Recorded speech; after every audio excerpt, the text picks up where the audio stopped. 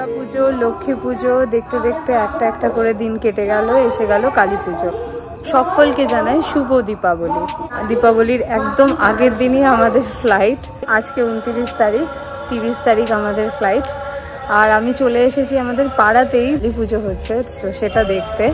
প্রতিমা গঠন হয়ে গেছে, খালি রং করাটা বাকি আছে। আজকে রাতেই মনে হয় হয়ে যাবে কমপ্লিট। তো কালকে সকালে আসতে পারবো কি পারবো না, তাই ভাবলাম যাওয়ার আগে একবার মাকে দেখে যাই। প্রতিমা তৈরির পাশাপাশি চলছে প্যান্ডেলের কাজও। আশা করা যাচ্ছে আজকে রাতের মধ্যে দুটোই কমপ্লিট হয়ে যাবে। থেকে গেলে ভালোই হতো, মনটা খুব খারাপ লাগছে। এক তো কালী পুজো, যেটা আমরা অ্যাটেন্ড করতে পারছি না, আর তারপর ইন্ডিয়াতে এলে, চলে যাওয়ার সময়টা এলে মনটা খারাপ হয়েই যায়। কিন্তু কিছু করার নেই, কালকে আমাদেরকে যেতে হবে। আর এই কদিন ব্লগ করতে পারিনি, বিকজ নানান কাজ ছিল পরপর, সেগুলোকে করতে হয়েছে। পুজোর কটা দিন ছুটি করেছি, তারপরে সমস্ত কাজ একসাথে এসে পড়েছিল, এক এক করে সব করতে হয়েছে। তাহলে এখন এখান থেকে বাড়ি যাব। এখন অলরেডি রাত 11:15 বেজে গেছে। এবার বাড়ি যাব, গিয়ে ব্যাগ গোছাতে হবে। সব থেকে বড় ব্যাপার, এখন আমার ব্যাগ প্যাক হয়নি, তো আজকে রাতে সেগুলো কমপ্লিট করে তারপর শোবো। এই ব্লগটা কন্টিনিউ করব, কালকে আবার দেখা হচ্ছে। বন্ধুরা কেমন আছেন সবাই? আশা করি সকলেই খুব ভালো আছেন। সকলকে জানাই গুড মর্নিং। আর আমি এখন রয়েছি আমাদের বাড়ির কাছেই গঙ্গা ঘাটে, বলদে ঘাটা।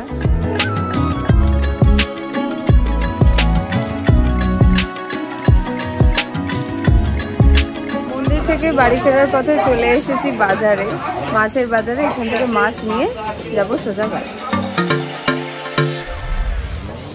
এখন বাজে বেলা 1টা, দুপুর 3টের সময় গাড়ি আসবে। আর এখন আমরা খেতে বসে গেছি। মোটামুটি আমি এখন রেডি হয়ে গেছি, আর দুপুর 3:15 হয়ে গেছে। আর কিছুক্ষণের মধ্যে আমাদের গাড়ি আসবে।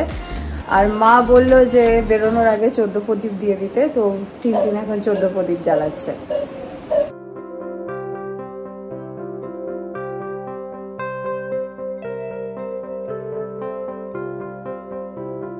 কাঁদবে না, না না, আমি আবার আসবো। আচ্ছা আচ্ছা আচ্ছা আচ্ছা, একটু ক্যামেরা অন করে রেখেছি যাতে মা না কাঁদে। এই তো চলে আসবো। এয়ারপোর্ট যাওয়ার পথে আমাদের বাড়ির সামনেই যে পুজোটা হচ্ছে, সেটাতে তো আমি থাকতে পারবো না, আমরা আজকে চলে যাচ্ছি।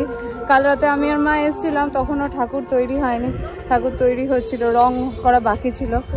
এখন হয়ে গেছে, তো যাওয়ার আগে মা বললো একবার দেখেই যায়। রং চলছে এখনো। হয়ে গেল ঠাকুর দেখা। এবার যাব সোজা মধ্যমগ্রাম। ইচ্ছে আছে এয়ারপোর্টে যাওয়ার আগে একবার আমাদের ফ্ল্যাটটা দেখে তারপরে এয়ারপোর্টের দিকে রওনা দেবো। দেখি কি হয়। 5টা বেজে গেছে, 6টার মধ্যে আমাদের এয়ারপোর্টে যেতে হবে। এবার একটু তাড়াতাড়ি করতে হবে। ভেতরটা অন্ধকার, লাইট ফাইট এখনো লাগানো কিছু হয়নি, তো ওই জন্য আর ভিডিও কিছু করলাম না। এবার যাই তাড়াতাড়ি এয়ারপোর্টের দিকে।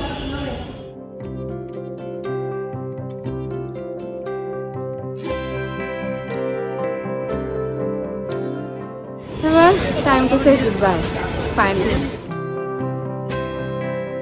আমরা এখন এয়ারপোর্টে ইন্ডিয়া ট্রিপের একদম শেষ দরকারে এসে দাঁড়িয়ে আছি। আমরা চেক ইন হয়ে গেছে, সিকিউরিটি চেকও হয়ে গেছে।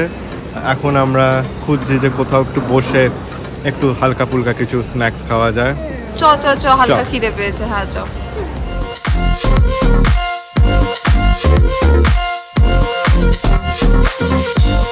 ইনিশিয়ালি আমাদের প্ল্যান ছিল এয়ারপোর্ট আসার আগে মিষ্টি হাবে যাব, আর ওখান থেকে এর জন্য মিষ্টি নিয়ে নেব।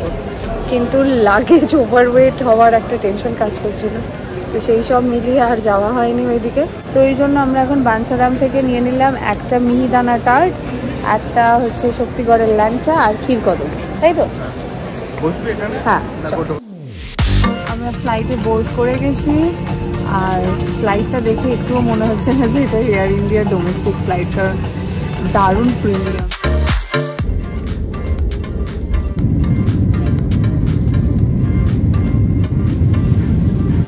এখন বাজে রাত 10:30, ফ্লাইট একদম টাইমে ছিল। আর আমরা এখন চলে এসেছি দিল্লি এয়ারপোর্ট।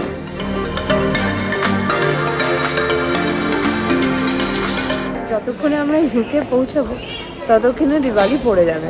তাই মামা টিন্টিনের তরফ থেকে আপনাদের সকলকে জানাই হ্যাপি দিওয়ালি। বাজে রাত 1:30 আর আমাদের বোর্ডিং আর কিছুক্ষণের মধ্যে স্টার্ট হবে, তো আমরা সেই দিকে এখন যাচ্ছি। আমরা প্লেনে উঠে গেছি দিল্লি টু হিথ্রো।